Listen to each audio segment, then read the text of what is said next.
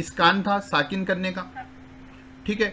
उसमें हमारा एक काला था, नहीं यकूलू था, और यदऊ था मिसाल, ठीक है।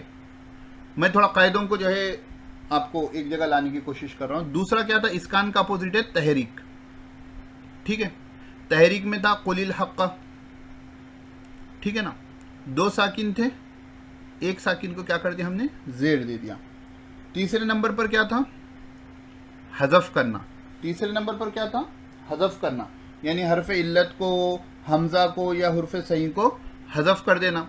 इसकी मिसाल क्या थी, यईदु थी।